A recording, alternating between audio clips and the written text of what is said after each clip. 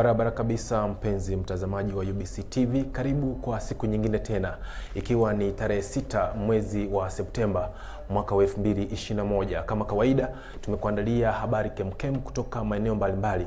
Msomaji ni Edwin Nyachwara. Mfalme wa Buganda ambaye alikuwa ameenda Ujerumani kupata matibabu na shughuli zingine za kiofisi amerejea nchini salama. Haya yamesemwa na waziri mkuu wa ufalme huo Katikiro Charles Peter Maiga, ambaye amesema kwamba mfalme huyo aliwaziri nchini siku ya Jumamosi usiku na akawaomba wananchi kuendelea kumwombea. Hapa taarifa kamili.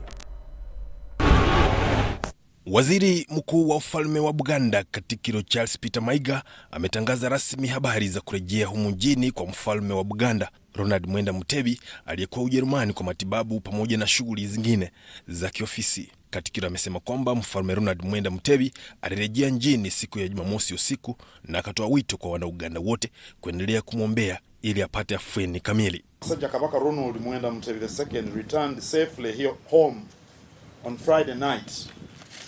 Katikiro amesema kwamba mfalme huyo wa Buganda alipata mafunzo zaidi ya jinsi ya kujinasua kutoka kwa umaskini, haswa vijana katika maeneo ya ghetto, na utekelezaji wa mafunzo hayo. Focus is going to be placed on the identification and promotion of talent of the juveniles and the youths who stay in the slums, especially in the areas of sports and the arts. Utaanza hivi karibuni. Wakati huo Katikiro ametoa sala za rambirambi kwa ndugu, jamaa na marafiki wa mwenda zake Askofu Yona Lwanga wa kanisa la Orthodox hapa mjini Kampala. Has been a champion of human rights, the rule of law, development and unity of Ugandans.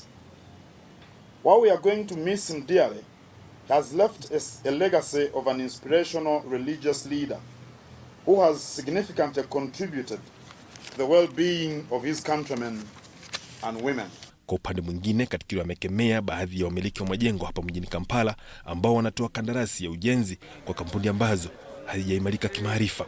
Maiga ametoa wito kwa halmashauri ya KCCA kufanya uchunguzi na kujua kilichosababisha jengo lililoanguka hapo jana hapa mjini Kampala. I call upon KCCA to ensure that all buildings are erected according to plan, under the supervision of qualified personnel and with the right quality and quantity of materials.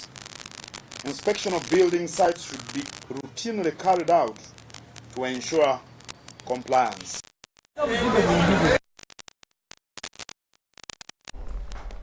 Tukiendelea na habari zetu, tunaambiwa kwamba wajuzi katika maeneo mbalimbali humu nchini, hasa hapa mji wa Kampala, wamejitokeza kupata chanjo la COVID-19 kama ilivyokuwa agizo la Wizara ya Afya. Wajuzi hao katika soko la Wino walijitokeza kwa idadi kubwa, huku katika soko la Nakasero mambo ikawa ni kinyume. Hii hapa taarifa kwa makini. Bebeto yambala masiki bulungi hama.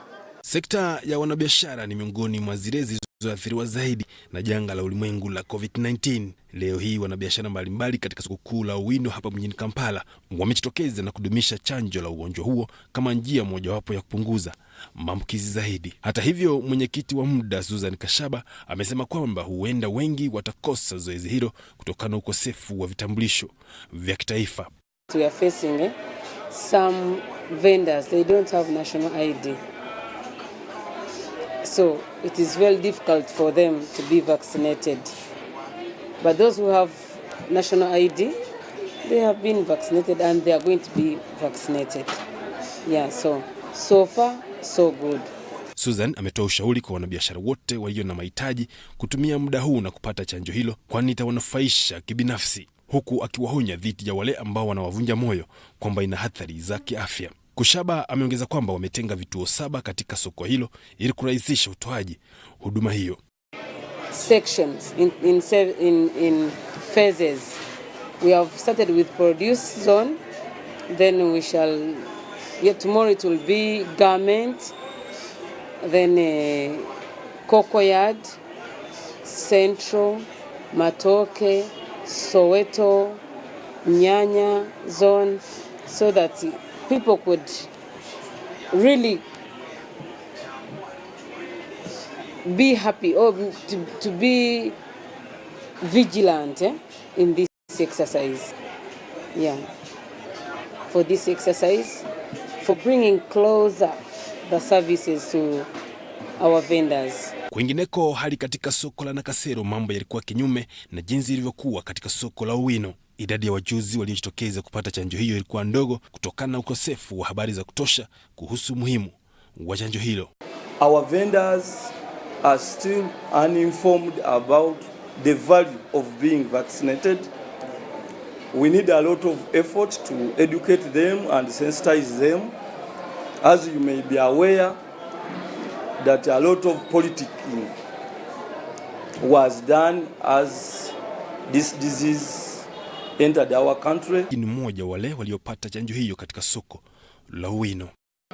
Bange kirwadde kino ekyalumi mama ugwe COVID-19 kitukosezza nnyo mu nsonga y'emirimu ne mu nsonga y'ebyenfuna byonna. Kati nno kyenva nkubiriza basuubuzi bannange bonna mwenna abali eyo mujje babageme. Takribani dozi 100,000 za chanjo hiyo zimetolewa ili kukidhi mahitaji ya mji wa Kampala katika maeneo mbalimbali. UBC Habari.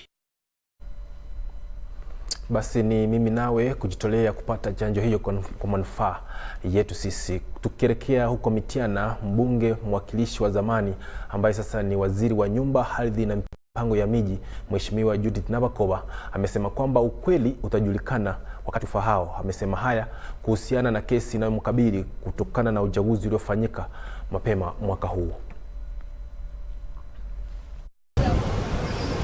Kutokana na jengo lililoanguka hapo jana katika eneo la Kisenyi hapa mjini Kampala, udadisi bado unaendelea kuhusu nini chanzo cha ajali hiyo ambayo ilisababisha vifo vya watu 6. Mkurugenzi mkuu wa halmashauri ya mji wa Kampala, Dorothy Kisaka, amedhibitisha kwamba ujenzi huo hauna stakabadhi zinazohitajika, jambo ambalo ni kinyume na sheria. Yeah, yesterday when the accident happened, our initial team came on ground and they interfaced with some eyewitnesses who said the building started coming down from the top where those temporary supports just started falling off. So when the supports fell at the top level, it falls on the lower level, and therefore the lower level also failed to carry the support above, and the ripple effect continued. Now that is what were able to find out as of yesterday. But what we are trying to do now is to find out why the supports failed. Preliminary information we get this morning is that the building is not approved. It doesn't have permission to be constructed, and therefore even on site we've not been able to get any drawings, so we don't know the basis of the construction. Dorothy Kisaka anasema kwamba ujenzi wowote unaofanywa katika mji wa Kampala bila idhini au stakabadhi za ukaguzi unakiuka sheria za mipango ya mji. KCCA should be thorough. KCCA will be thorough. KCCA is going to take every single step that is needed to ensure that the continuous falling of buildings really stops in Kampala. These are issues of supervision. These are issues of people not getting the proper paperwork. These are things of corruption, really. So we must be very vigilant as a team. We are going to organize internally and ensure that proper supervision is given in physical infrastructure. Walioshuhudia kisa hicho wamenyoshea kidole cha lawama waliopewa kandarasi ya ujenzi huu na kusema kwamba kila kitu kimekuwa kikifanywa kwa haraka bila kujali. Kubanga ekizimbe kino bakitandika okukizimba nga bakatuggalawo mu COVID ndoza wiki ngemu naye tugenze okuva mu COVID nga kiri ku mwaliro gwa kusatu banga lya mwezi nga kumundowooza oba kati either oba enzimbe eno nti tebakiwadde time musanga kuba kigudde kiri ku floor yakuna nga bwekiraba kuli kiri ku mwaliro gwakuna. Wananchi pia wanahofia kuhusu eneo la jengo hilo lililobaki kwamba bado ni hatari kwa umma. Bavuddeyo ekizimbe kino bakizimba mu ngeri ya mangu etatwala wadde emyezi 3 ate nga bakizimba ekiro n'emisana. Kati ekizimbe kino bannaye tubadde tusaba ekino ekisigaddewo basobola okujja ne bateekamu omukono ne bakijjawo ne tufuna obwenkanya naye nga naffe tuli wano tuli kwewalekera ekizimbe kino ekyasigaddewo ekimu. Tusaba gavumenti ekwateko besobola kizimbe kino kisobola okuvaawo kuba naffe tuli wano tukolera naye tuli wamu kwewalekera ngaffe abantu. Vilevile waliokuwepo wanasema kwamba huenda kukawa miili zaidi iliyokwama kwenye jengo hilo. Mukulaba okwange kubanga abaana babera mu kizimbe kibangi. Obadde wansi abadde bakola ne mu bango wakati mu kizimbe kya wakati denna wagulu kusirabu obadde era abadde baliyo. Naye nga abantu abamu tubalabyeko nga bajja wano abalala bazze n'ebifaananyi. Mwami wabadde akola ku kizimbe emulago taliyo ne wakati aliyo ne ssente ziriyo. Abo bwe bati. Sada Mubale, UBC Habari, Kampala. Asante sana Sadam. Samahani mtazamaji, basi picha hizo hazikulingana na habari niliyokuambia, lakini zimeonyesha kwamba uchunguzi ushaanza kuchunguza kile kilichosababisha jengo lililoanguka hapo jana katika eneo la Kisenyi kuanguka. Na katika habari niliyosoma mapema kuhusu Mheshimiwa Judith Nabakova ni kwamba amesema ukweli utajulikana hivi karibuni kuhusiana na kesi inayomkabili ambayo inaambatana na uchaguzi uliofanyika mapema mwaka huu. Hebu tupate habari hiyo. That are done in the open, we have seen it all. After 30 minutes you say this, after 10 minutes you say something contrary. We have seen people contradicting themselves in court. Somebody says elections were free and fair, then at the next point I got complaints elections were not fair. You know, that contradiction. Then somebody tells you people are supposed to sign they are supposed to sign, the DR forms are supposed to be signed after and counting of votes, but people signed before counting of votes.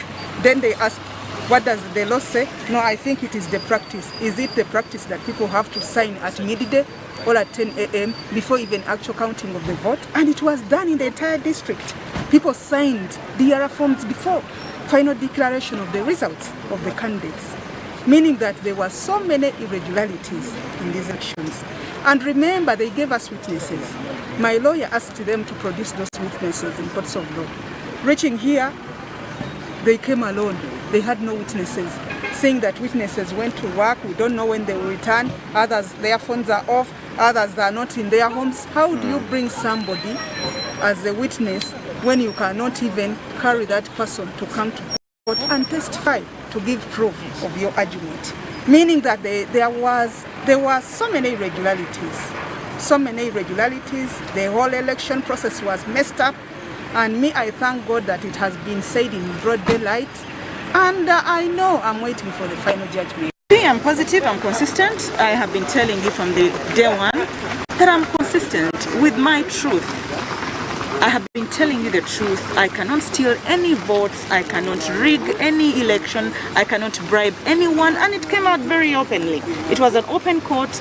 You saw the petitioner side didn't have evidence, and you saw even the returning officer came and explained whatever happened, and he was in charge of the election. Basi ni cheche za maneno kwa wanasiasa. Na sasa ni muda wa meza made, halafu nirejee na habari zingine.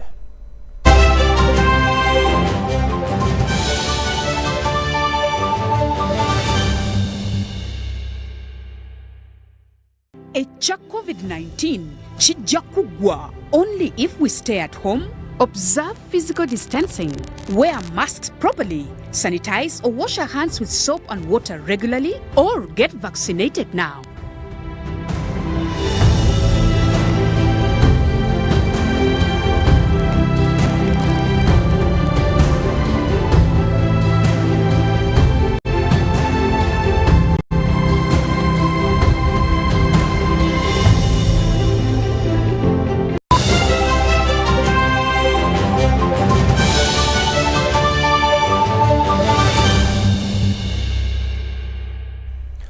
Karibu, habari hizi zinaendelea kukujia kutoka shirika la UBC, tukitangaza moja kwa moja kutoka Kampala. Na habari nyingine inasema kwamba polisi imestetea kauli yao kwamba baadhi ya wanasiasa kutoka mlengo wa upinzani wana mkono katika hali ya usalama inayoendelea katika eneo la Masaka. Polisi wamesema kwamba baadhi yao ya wanabunge hao wamepewa ilani na wanastahili kujitetea mahakamani kusema kwamba waweze kujinasua kutoka kwa ile uvumi ambao ulisemekana kwamba wanahusika. Getting the vicious murders in Masaka and Ruengo, continue to register more success in the operations.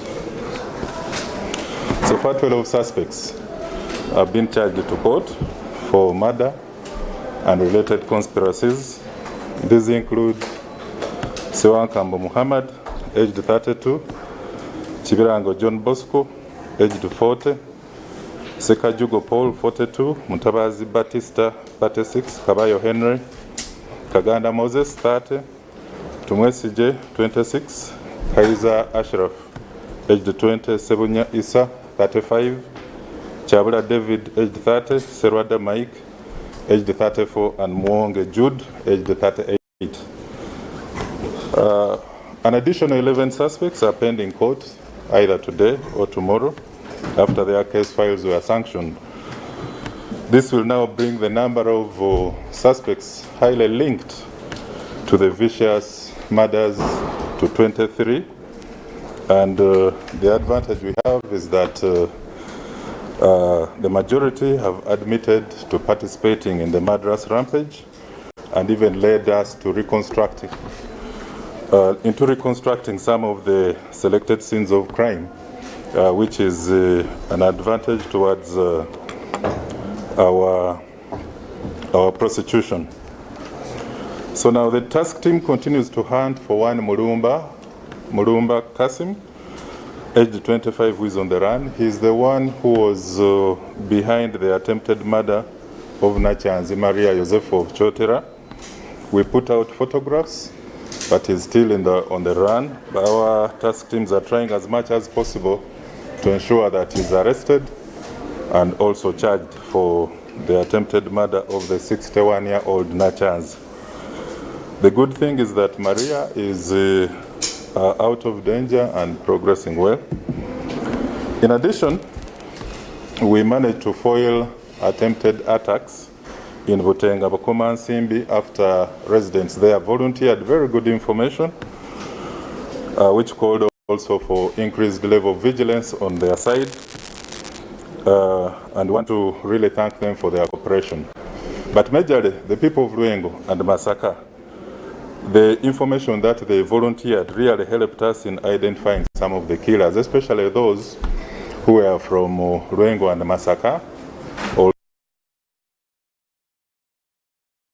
Swahili wanasema kwamba mkono wa polisi ni mrefu, popote utakupata. Na katika habari za michezo tunaarifiwa kwamba Uganda Cranes imetoka sare na timu ya Mali katika mchuano waliofanya mchana wa leo, mbali na kwamba hali ya hewa haikuwa salama. Mchuano huo umekuwa wa moto wa toka nitoke, ambapo kila timu ilikuwa inajivutia kwake na baadaye wakatoka sare.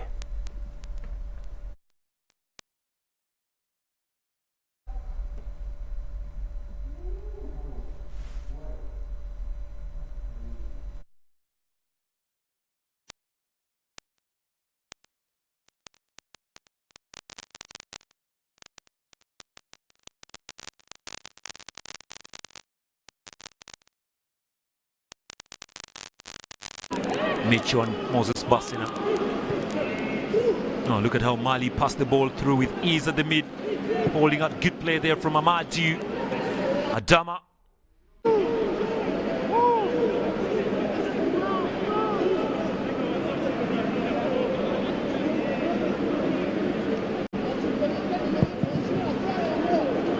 Shall be the one getting out, and possibly a Mukwala.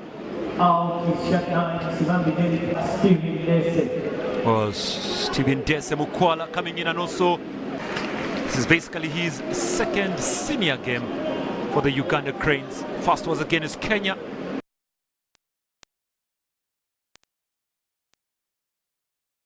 Tunawaombea sana vijana wetu ushindi katika michuano itakayofuata. Hadi hapo mtazamaji, tumefika mwisho wa habari hii ambayo inakujia kutoka UBC ikitangaza moja kwa moja kutoka jiji la Kampala. Hadi hapo kesho na kuaja na Miri Kutesa na utabiri wa hali ya hewa. Asanteni na karibisha kwa utabiri wa hali ya hewa. Mtangazaji naitwa Kutesa Mili. Habari jioni. Bado tuko na vipindi vya mvua kunyesha sehemu nyingi ya nchi yetu, lakini kushinda kuzunguka ziwa la Victoria na sehemu za kaskazini la nchi yetu. Na kwa hivyo tunaona kwamba imetokea kwa ajili ya mkana mvua yenye bado imerudi kidogo kwa nchi yetu, na vipindi vya upepo baridi pamoja na maji kutoka sehemu za Kongo kuingia ndani la nchi yetu, na inatoka sehemu za Balini la Hindi wanakutana hapa ndani la nchi yetu, na vipindi la ziwa la Victoria ndio vipindi vya mvua tuko kupata siku hizi. Lakini kesho asubuhi tajua kwamba kuna vipindi vya mvua kunyesha kuzunguka ziwa la Victoria kurudi sehemu za magharibi, lakini sehemu za kaskazini la nchi yetu kurudi sehemu za mashariki pamoja na sehemu za kusini za magharibi wanaenda kuwa na vipindi vya mvua kuchomoza pamoja na mawingu.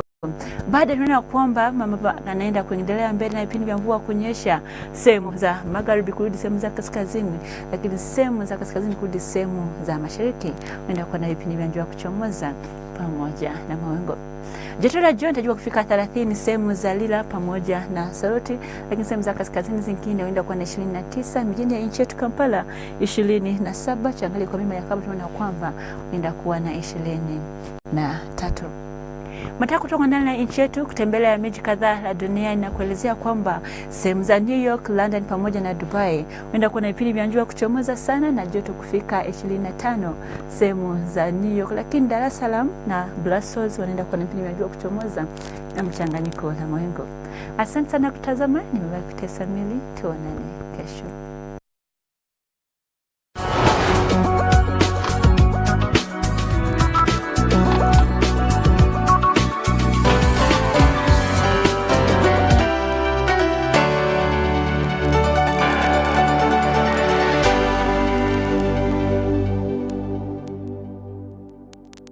Echa COVID-19 chijja kugwa only if we stay at home, observe physical distancing, wear masks properly, sanitize or wash our hands with soap and water regularly, or get vaccinated now.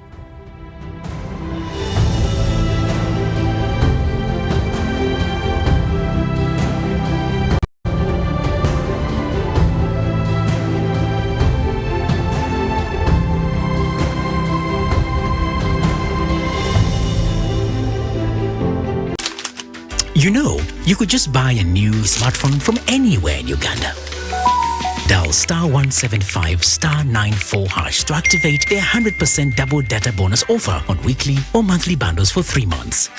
Better yet, you automatically receive free 1 GB valid for 30 days. You are hooked already, aren't you? Enjoy 100% double data bonus from Airtel. Buy a smartphone from anywhere in Uganda and insert an Airtel SIM card. Dial *175*94# to activate a 100% data bonus offer on weekly or monthly bundles, valid for 3 months. Dial *175# and select your preferred bundle to activate a 100% data bonus offer on weekly or monthly bundles, valid for 3 months. Airtel, the smartphone network. Nature that nurtures our life on Earth determines the geographical surrounding that should be protected and preserved by the community. This is the time we partner with UBC and protect the environment. Our Environment is a program that will showcase the importance of human responsibility in a healthy environment, that is to say, conservation, waste management and recycling, disease prevention, biogas to mention but a few. Support the program Our Environment on UBC. Inspiring Uganda.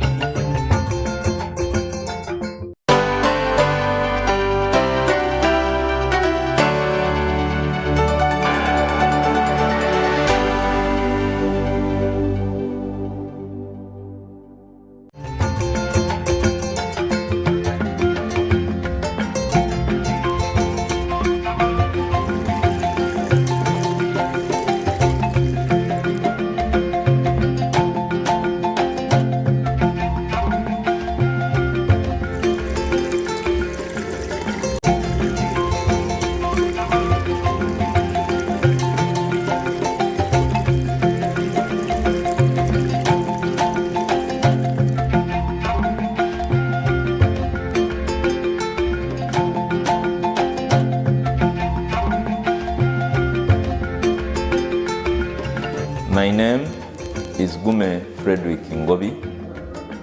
I am a Member of Parliament and I represent the people of Bulamoji Northwest Constituency in Kaliro District. I am a Minister of State for Cooperatives. I take this opportunity to convey my message to all Ugandans, especially during this pandemic of COVID-19 and the lockdown. I humbly request that we follow the Ministry of Health guidelines, which have been stipulated very well to try and get out of this pandemic. I request that when you are in public, kindly, for the safety of your life and the safety of other people, wear your masks. When you should also continuously wash your hands. Let's take care about our lives because of recent we have had a high transmission rate. I advise our brothers and sisters in the rural areas to stop and desist from moving aimlessly without purpose. Stay home, and when you move out in the public, like I've said, put on your masks. Kindly, as you do that, you will be saving your life and the lives of others. It is not business as usual. On functions which are social or otherwise, kindly observe social distancing, and if you can avoid, please don't attend them. That is my message.